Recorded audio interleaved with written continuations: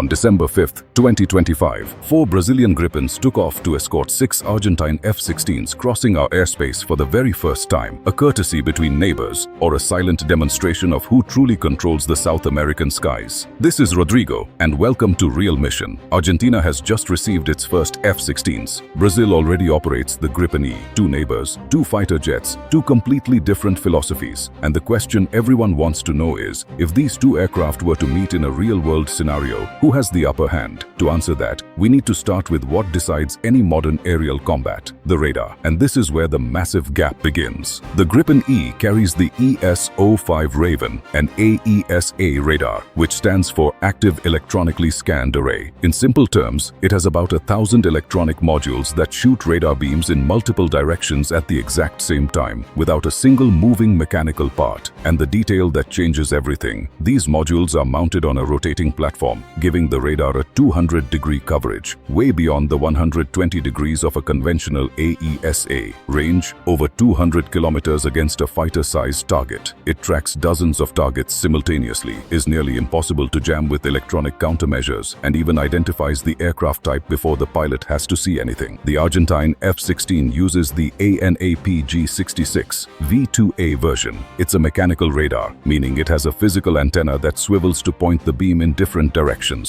Coverage: 120 degrees with scanning speed limitations. Range against fighters in a real environment with ground clutter: 83 kilometers. Under ideal conditions, it reaches 150. But war doesn't happen in ideal conditions. Think about it. The Gripen detects the F-16 at over 200 kilometers away. At that distance, the Argentine radar doesn't even know the Gripen exists. The Brazilian pilot is already classifying the target, setting up the firing solution, and deciding when to engage. The Argentine pilot? He's still flying completely in the dark. Now, it would be dishonest to stop here and declare victory, because the F-16 has real advantages that the Gripen doesn't. First, thrust-to-weight ratio. The F-16's engine delivers a ratio of 0.94, compared to the Gripen's 0.82. In visual combat, what pilots call a dogfight, the F-16 climbs faster, turns tighter, and has an aerodynamic aggressiveness that built its fame over 4 decades. If combat reaches visual range, in a close quarters one-on-one, the F-16 is a dangerous adversary. Second, the F-16 is the most combat-tested fighter jet in history. Over 4,600 units built, operated by nearly 30 countries, with confirmed kills in actual conflicts: Israel, Turkey, Pakistan. The Gripen E, on the other hand, has never been tested in war. That doesn't mean it's inferior, but it does mean its technical superiority is still theoretical.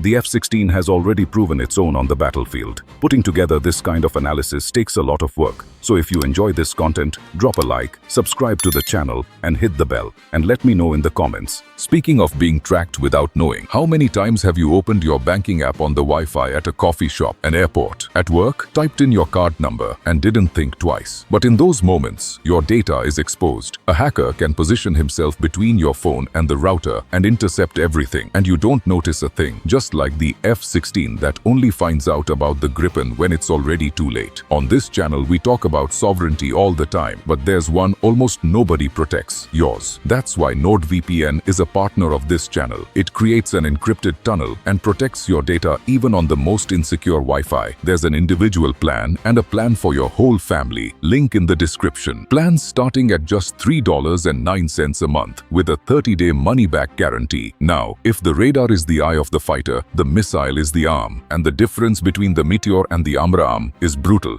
Do you think radar alone decides an air war? It helps out a ton. And what I'm going to show you now completely changes this conversation. If the radar is the fighter's eye, the missile is its arm. And the difference between the Meteor and the AMRAAM is brutal. The missile is where modern aerial combat is decided. And here, the difference between Brazil and Argentina isn't just an advantage. It's a generational gap. The Brazilian Gripen fires the MBDA Meteor. This missile uses a throttleable ramjet engine, meaning it doesn't burn through all its fuel in the first few seconds like a conventional rocket. It breathes air and maintains thrust throughout its entire trajectory. This means that when the Meteor reaches its target at 150, 180 kilometers, it's still accelerating. Cruising speed above Mach 4, and the no-escape zone, the distance from which the target cannot flee, no matter what it does, is estimated at 60 to 80 kilometers. The Argentine F-16 fires the AIM-120C8 AMRAAM, the most modern export version in existence. It's a serious missile with a range of up to 160 kilometers, but it works in a fundamentally different way. The rocket motor burns for about 10 seconds and then burns out. From then on, the missile coasts. It steadily loses speed,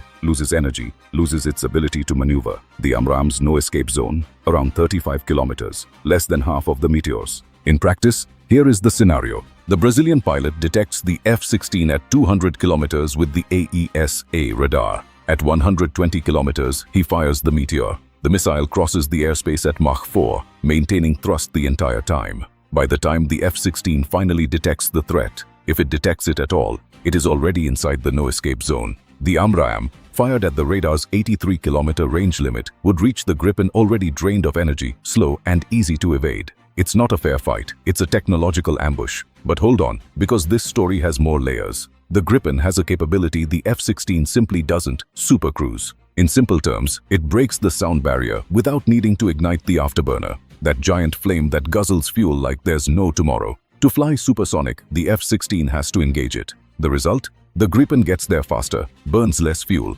and still boasts a combat radius of 1,300 kilometers. Compared to the F-16's 550, that's more than double. In South America, where distances are massive, the Gripen flies a mission and returns while the F-16 has to stop to refuel. And there's another round the Gripen dominates: electronic warfare. Imagine an invisible shield around the aircraft that detects any enemy radar in all directions, pinpoints where the threat is coming from, and even creates ghost targets to confuse the adversary. That is the Gripen's AESA system, full 360-degree coverage. The F-16 has a functional electronic suite, but from a different generation. It's the difference between a smartphone and a flip phone. Now, a point Argentina can rightfully argue: the cost. The F-16 costs between $20,000 and $27,000 per flight hour. The Gripen, about $22,000. In practice, they are equivalent. And the total Argentine package, 24 fighters for $941 million, cost a fraction of the Brazilian program of 36 Gripens for $5.4 billion.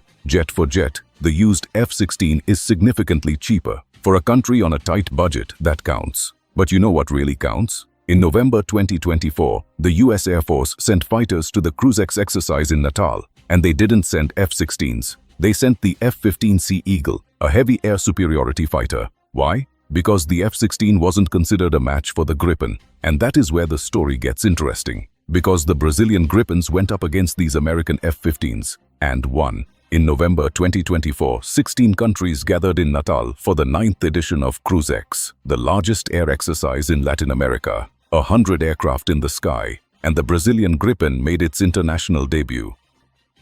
Here is a detail that few people know. The US Air Force was originally going to send F-16s to the exercise. They changed their minds. They sent the F-15C Eagle, a heavy air superiority fighter, almost twice as heavy as the Gripen, twin-engine, and with a track record of over 100 combat kills without ever being shot down. Why the switch? Because the F-16 wasn't considered a worthy adversary for the Gripen. Think about what that means. On November 5th, 2 Gripens with the callsign Jaguar faced 2 F-15Cs with the callsign Voodoo in beyond visual range simulated combat. In the morning, the Americans won. In the afternoon, the Gripens won, simulating Meteor shots against AMRAAMs. And look at this detail. Reports indicate that the Brazilian pilots flew with degraded capabilities, intentional limitations to balance the exercise. Even so, they won. Now this is where the comparison goes beyond just radar and missiles. The Brazilian Gripen is assembled inside Brazil by Embraer in Gavião Peixoto, São Paulo. It's the only Gripen assembly line outside of Sweden.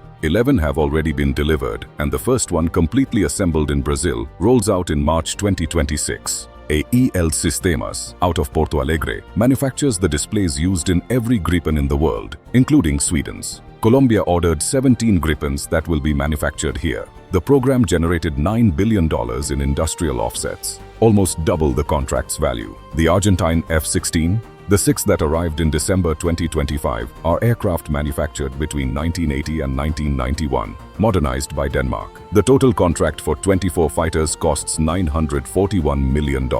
It is cheaper, yes, but it comes with a leash called ITAR, the American export control regime. This means Argentina cannot modify the software, cannot integrate weapons from other countries, cannot re-export the fighters, and relies on the US for every single update. If tomorrow Washington decides to deny a spare part, the F-16s are grounded. And do you know why Argentina bought the F-16 and not the Gripen? It wasn't a technical choice. It was geopolitical. The Gripen has British components, the Martin Baker ejection seat, and the UK maintains a military embargo against Argentina since the Falklands War in 1982. Over 40 years later, the Falklands still dictate what weapons Argentina can buy. Washington approved the F-16 sale partly to prevent Buenos Aires from buying the Chinese JF-17. 4 Gripens escorted 6 F-16s through Brazilian airspace, a courtesy between neighbors. But the numbers tell a different story. A radar that sees twice as far, a missile that arrives with 3 times the energy, a local assembly line, and exports to Europe and Colombia.